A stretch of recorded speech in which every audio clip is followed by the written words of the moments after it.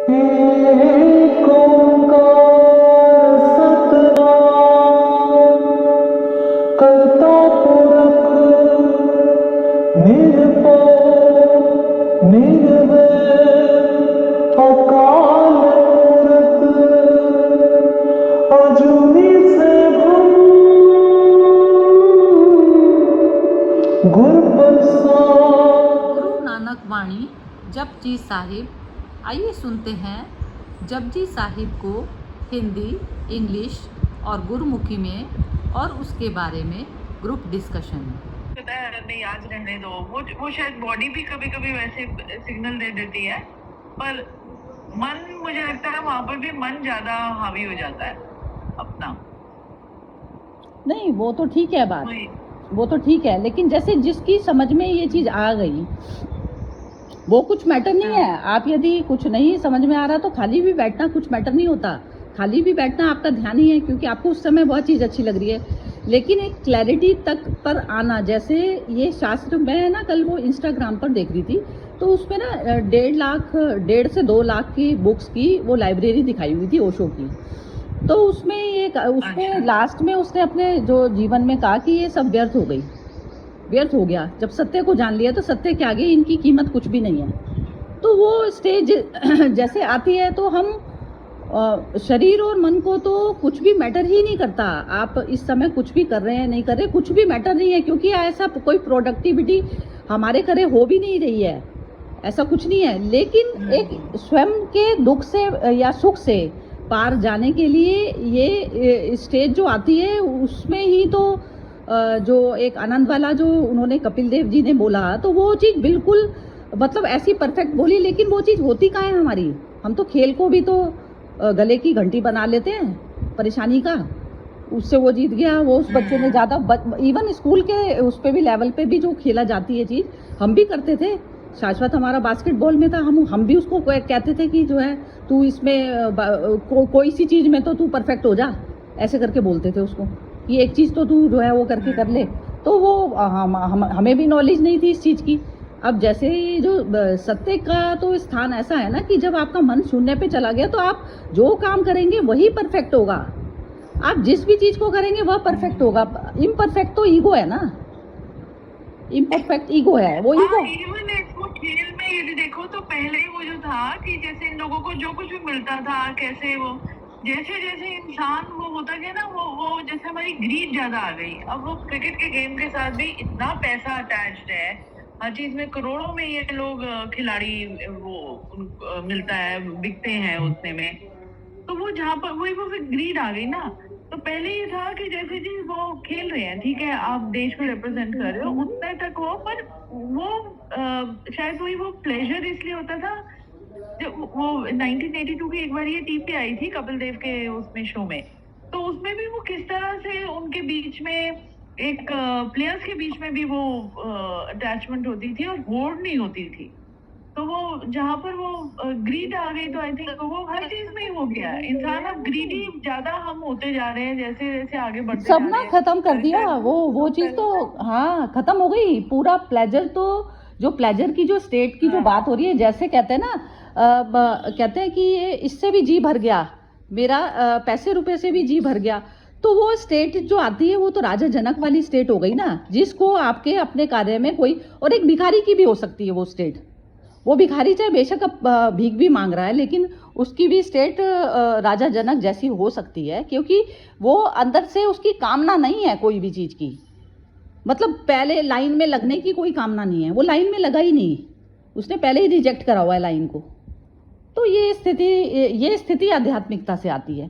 तो आध्यात्मिकता क्या चीज़ है? पर आध्यात्मिकता जो हमारी डेली लाइफ में आती है, तो वो तो मैं खिले हुए फूल की तरह रहती हूँ ना। यदि मेरा कुछ स्टेक पे भी लगा है तो मैं ही स्टेक पे नहीं लग गई हूँ, ये चीज़ मेरे को हमेशा रहेगी, याद रियलाइज रहेगी। तो स्टेक पे लगा तो सब पैसा लगा, रुपया लगा, बॉडी लगी, बॉडी के पुर्जे लगे, लेकिन मैं तो नहीं लगी।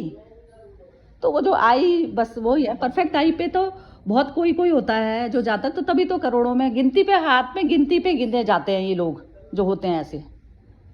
कोई भी होता थोड़ी ना है ऐसा, मतलब पता तो है, लेकिन जिसने उस चीज़ को नहीं जाना या उस चीज़ में नहीं जीना शुरू किया, तो वो हो गई ना, वो प्रायोरिटी वाइज जी रहा है ज़िंदगी में। तो वो चीज़ है, वो परमात्मा ना रियलाइजेशन भी उसे ही करवाते हैं जिसकी वो स्टेट आ जाती है ना, अंदर से मन से आ जाती है, वो मन पूरा हो जाता है उसका। बस देख लिया, सारी तेरी लीला देख ली, सारी यही चलता है संसार। तो बस वो जो स्टेट आ जाती है ना, वो परफेक्ट स्टेट होती है। जैसे मेरा भी था, तो मैं ऐसा थी कि जैसे पहले मैं अंदर की शांति से जुड़ गई, अंदर में आंतरिक में शांति लगी, तो मुझे बाहर का अखरता था कि कोई भी आ गया चला गया, तो वो मेरे को लगता था मेरी शांति में कोई भंग कर रहा है। लेकिन अब उस स्टेज से भी ये स्टेजेस हुई, फिर इस स्टेजेस से भी बाहर आई। अब जो भी आ गया बस उसको आनंद की तरह से, क्योंकि मेरा अपना अब बिजीनेस मेरी अपनी ख़त्म हो गई माइंड की। मैं सोचती थी नहीं, मेरा एकांत मेरे को प्रिय है, लेकिन वो एकांत नहीं था। वो भी जो है, आप बाहर से की दुनिया से हटे, अंदर की दुनिया, अंदर जो आपका अपना था उसके साथ चिपक गए। चिपके तो ईगो से ही, आपका मन अभी फॉर्म है। और वो अमानिय जो दशा आती है, वो दशा तब आती है जब आपको बाहर की चीज़ों में भी आपको कोई बुरा नहीं लग रहा होता। तो वो बुरा वाली स्टेज मेरी अब गई है। तो ये करते करते जर्नी जो चलती है, लेकिन ये है कि प्रायोरिटी जो देता है, जो आप चाहोगे ज़िंदगी में वही चीज़ मिलेगी आपको, मतलब उससे अलग नहीं मिल सकता है।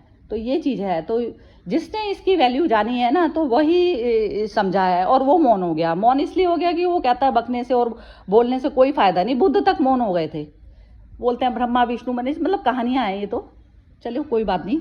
लेकिन मैं तो कहती हूँ यदि 3 भी आ रहे हैं, अब जैसे नीलम जी भी हैं, बिल्कुल क्यूरियोसिटी है इनको करने की, ऐसा नहीं है। मोना भी जैसे रेगुलर है, तो उस पर बात उसकी नहीं है कि आप अपने लाइफ में कितना बिजी हैं। बात ये है कि 10 मिनट के उसमें आप कितना वक्त देते हैं, वो चीज़ है।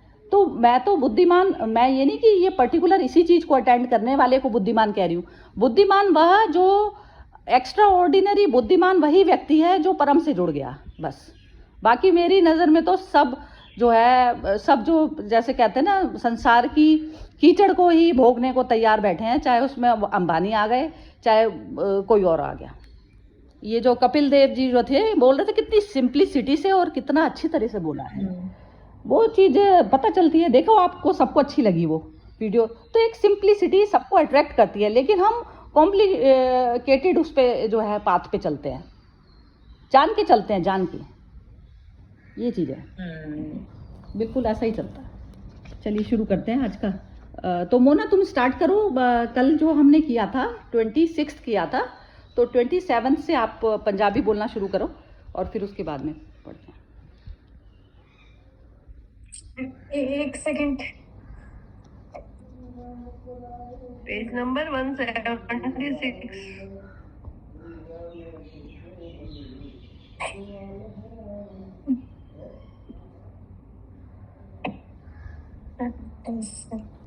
ये भी काफी लंबा है। अच्छा, तो बॉडी भी लंबी हो गई है। तो हाँ जी, ये 175 से करना है ना? 176 है। 176 26 तक ना, जहाँ पर 26 लिखा है वो हमने खत्म कर दिया है। काफी लंबी पौड़ी है ये तो इसको आधा, ये तो 193 तक जा रही है। 193 तक, तो आधा, तो इसको आधा भी क्या, 193 तक, हाँ। 1/3 तक करते हैं, 1/3 करते हैं। तो इसको जो है ये यहाँ तक कर लेते हैं, 180 तक कर लेते हैं बस। 181 तक कर लो, चलो 181 तक कर लो। वो पेज पलटा जाता है ना अगले टाइम में। ठीक है, 181 तक पढ़ लो। जहाँ तक वो सेंटेंस कंप्लीट सा हाँ होता है। ठीक है।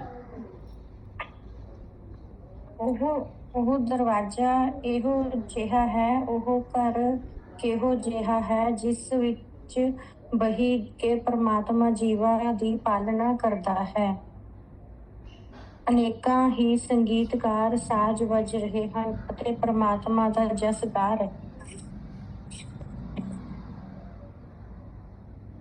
ਕਈ ਪਰੀਆਂ ਅਤੇ ਗਵਈਏ ਰਾਗਣੀਆਂ ਵਿੱਚ ਤਨਮੁਖ ਤੁਰਨਮ ਵਿੱਚ ਗਾ ਰਹੇ ਹਨ। ਰਾਗ ਨਾਦ ਦੇ ਸ਼ੁਰੂ ਪਾਣੀ, ਹਵਾ ਅਤੇ ਅੱਗ ਵਿੱਚ ਵਗ ਰਹੇ ਹਨ। ਕਈ ਰਾਜੇ ਅਤੇ ਪੁਜਾਰੀ ਇਸ ਨੂੰ ਗਾ ਰਹੇ ਹਨ। ਕਰਮਾਂ ਦਾ ਲੇਖ ਲਿਖਣ ਵਾਲੇ ਚਿੱਤਰ ਅਤੇ ਗੁਪਤ ਸਨੇ ਧਰਮਰਾਜ ਉਸ ਦੀ ਸਿਫਤ ਸਲਾਹ ਵਿੱਚ ਗਾ ਰਹੇ ਹਨ। शिव शिव ब्रह्मा देवियां जो तेरे ही साथे होए हन तैनू गा रहे हन। इंद्र अपने तखत ते बैठ के दरबार अंदर समूह देवतियां नाल रल के तेरा जस गा रहे हन। हो गया 181। हाँ ठीक है, चलिए बिम्मी जी आप पढ़ लीजिए हिंदी, हिंदी इंग्लिश दोनों पढ़ लीजिए। हाँ जी। यह दरवाजा कैसा है, ये घर कैसा है, जिसमें बैठकर परमात्मा जीवों का पालन करता है। अनेक संगीत यंत्र बज रहे हैं और परमात्मा का यशोगान हो रहा है। थोड़ी स्पीड कम, धीरे धीरे बोलिए जरा, वॉल्यूम नहीं, स्पीड कम प्लीज। ठीक है, हाँ जी ठीक है जी। वह दरवाजा कैसा है, वह घर कैसा है, जिसमें बैठकर परमात्मा जीवों का पालन करता है। अनेक संगीत यंत्र बज रहे हैं और परमात्मा का यशोगान हो रहा है। कितनी ही परियां और गायक रागनियों में गायन कर रहे हैं। राग नाद के स्वर पानी, हवा और आग में प्रवाहित हो रहे हैं। कई राजा और पुजारी इसे गा रहे हैं। प्रभु की कर्मों का हिसाब लिखने वाले चित्रगुप्त सहित धर्मराज भी प्रभु की प्रशंसा व गुणगान कर रहे हैं। शिव ब्रह्मा तथा देवियां जो तेरे ही बनाए हुए हैं तेरी महिमा गा रहे हैं। शिव ब्रह्मा तथा देवियां जो तेरे ही बनाए हुए हैं ये तेरी महिमा गा रहे हैं। अच्छा ये रिपीट किया हाँ रिपीट कर दिया ये। कई समाधि में लीन सिद्ध जन और कई विचारों द्वारा तेरा गुणगान कर रहे हैं। इंग्लिश में बोल देती हूँ। Where is that gate of the mansion where God lives and takes care of care of us all? Numerous singers sing his praise there, using all types of musical instruments and percussions. Numerous fairies and their flocks join to sing raga in chorus in thy praise. There is music flowing in water, wind and fire at very footstep of his gateway, accompanied by songs from kings and priests.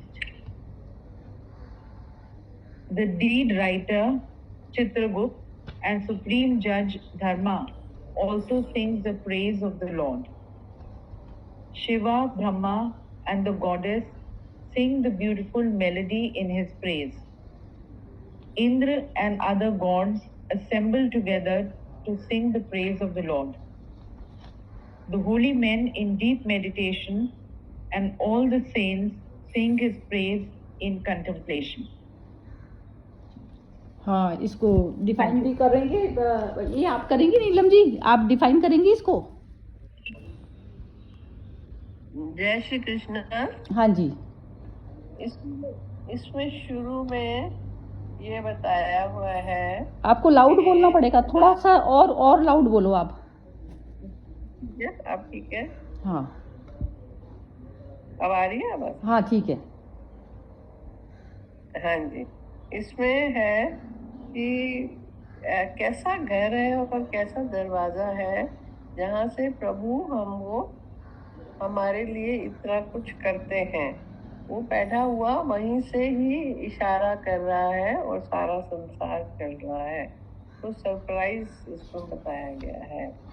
उसके बाद जगह count करा गया है कि अनेक यंत्र बज रहे हैं और अनेक लोग बजा रहे हैं, कुछ गा रहे हैं और परमात्मा का यशोगान कर रहे हैं।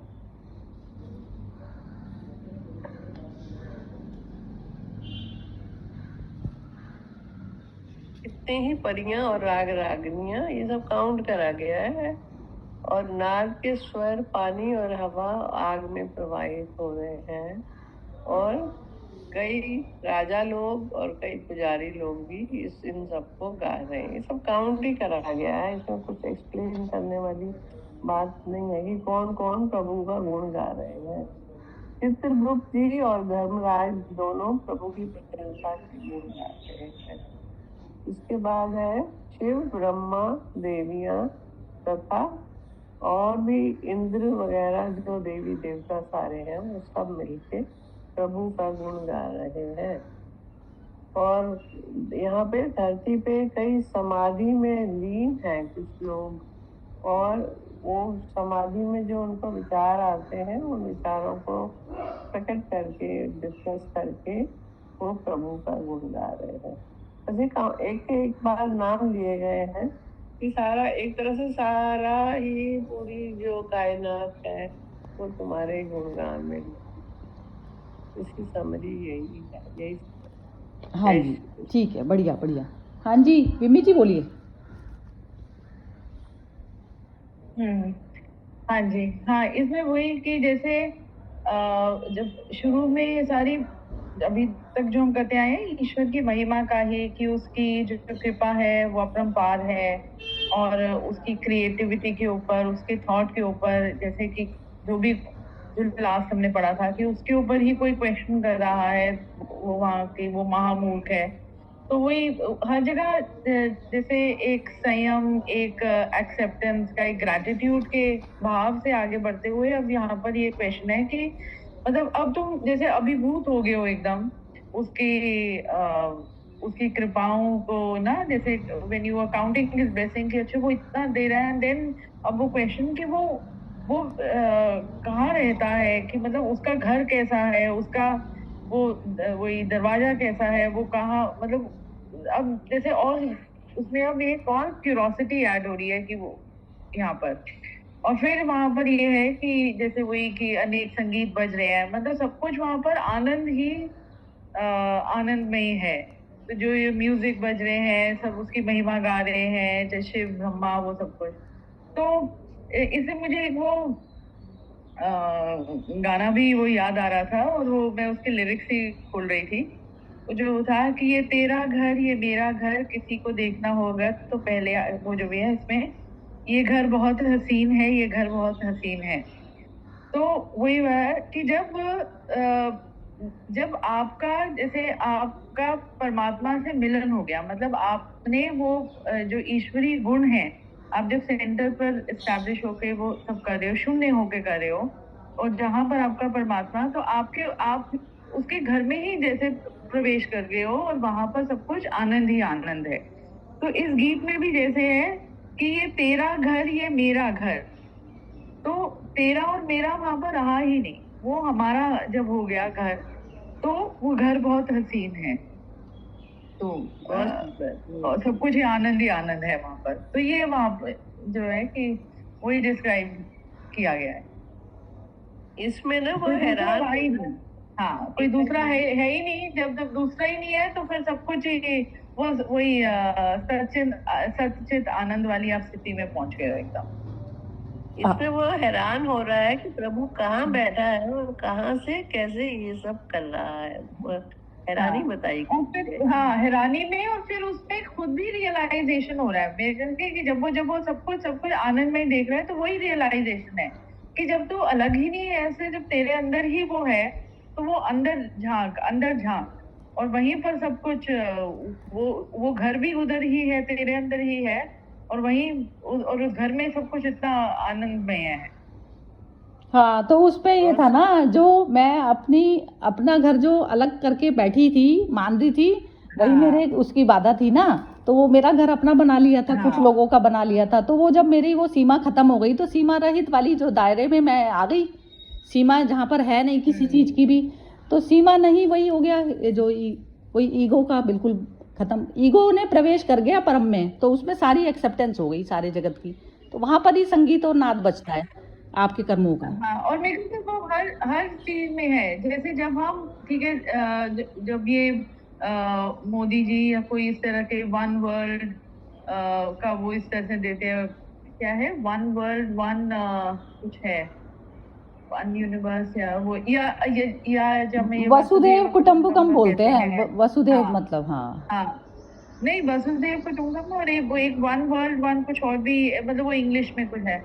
तो वही कि जब हम एक देखने लग जाते हैं तो तब फिर हमारे एक वो शेयर्ड गोल हो जाते हैं, शेयर्ड हमारी विजन हो जाती है, वो चाहे वो एनवायरनमेंट को लेके या इस अर्थ को प्रोटेक्ट करने की तरफ, क्लाइमेट चेंज, जब ये सब वो करते हैं तो वो हमें बाउंड्रीज कर दी ना, वो बाउंड्री लेस और बॉर्डर लेस हम हो गए, और वही अपने हर स्थिति में है, मतलब वही वसुदेव कुटुंबकम अपने में भी है और अपने साथ वालों के साथ है, अपने के साथ है, वही एक यही है बस। एक के संगीत पास ही हो वहां गई। जहाँ एक का आ जाएगा ना, तो वो संगीत ही फिर वो मैं नहीं रहा ना, मैं नहीं, जहाँ मैं नहीं रहा वहाँ संगीत उसका बच गया। उसका संगीत ये बच गया ना कि जो थी ईगो का माइंड परिवर्तन हो गया, मन परिवर्तन हो गया ना, बस मन परिवर्तन होते ही तो खत्म हो जाती है कहानी। वही हमारे सारे वो जो बैगेज जो हमने जो अपने समेट के रखे हुए थे ना, बहुत जिनको प्रेशियस ज्वेल्स हमने माना हुआ था, तो वो जब हमें जब पूरा जो कहते हैं ना जिसका वो सारा जो वो खुद कहते हैं ना, जैसे इसमें गीता में ना वो बताया है ना कि ऐश्वर्य विभूति, ऐश्वर्य विभूति, ऐश्वर्य उसी अवस्था को कहा जाता है, मन की वही स्टेज को ऐश्वर्य कहा जाता है।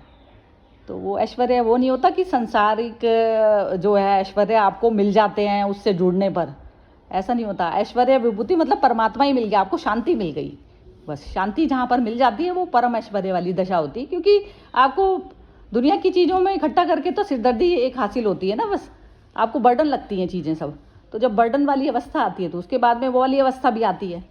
लेकिन वो स्टेज यदि जैसे आपके पूरी अवेक उसमें आ जाती है ना, तो उसको ही अवेकनिंग कहा जाता है। और वो अवस्था इस लाइफ में नहीं आई, आप अतृप्त वाली अवस्था में गए तो फिर वो दोबारा बर्थ कब तो पता चल जाता है। जैसे जो हमारी मैटर है, मैटर ये जो मैंने भी मॉर्निंग में भेजा था ना, तो वो मैटर मतलब शरीर का जो मैटर है, तो वो हमारा लाइट में कन्वर्ट होना चाहिए। हर चीज़ लाइट में नहीं कन्वर्ट होके हम मैटर को मैटर में कन्वर्ट करते हैं। जैसे मैंने करा कोई एक जॉब की या कहीं मैं गई तो मैंने मैटर को, अपनी एनर्जी को मैंने मैटर में कन्वर्ट करा है, मैटर को मैटर में कन्वर्ट करा। लेकिन मैटर इनटू लाइट में जब कन्वर्ट होगा तो तब बात बनेगी, वो है ये साम्राज्य। चलिए मोना बोलो जरा, तुम्हारा रह गया अभी। नहीं वो थोड़ा नहीं क्लैरिटी नहीं हुई। मैं थोड़ा मुझे नहीं हो किचन में। अच्छा चलो ठीक है, कोई बात नहीं।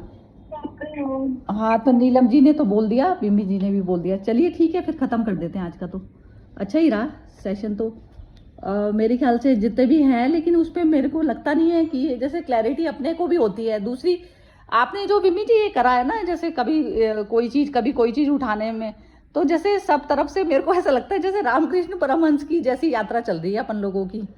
क्योंकि सारी ही तरफ से जैसे कहते हैं ना, उन्होंने सारी उसकी साधना की, सारे धर्मों की साधना करके पहुँचे वहीं, लेकिन सारी धर्मों से जा के देखा उन्होंने। तो ऐसा जो चीज़ है ना, ये बहुत ही बढ़िया हो गया कि जैसे कबीर से भी जुड़े हैं हम, नानक से भी जुड़ गए और गीता से भी जुड़े हैं, तो ये बहुत बढ़िया चीज़ है। ये ब्यूटी है, हर इंसान की एक अपनी ब्यूटी होती है, ये चीज़ दिखाई देती है। चलिए कुछ बोलना है नहीं? जी आप हाँ जी और बोलो।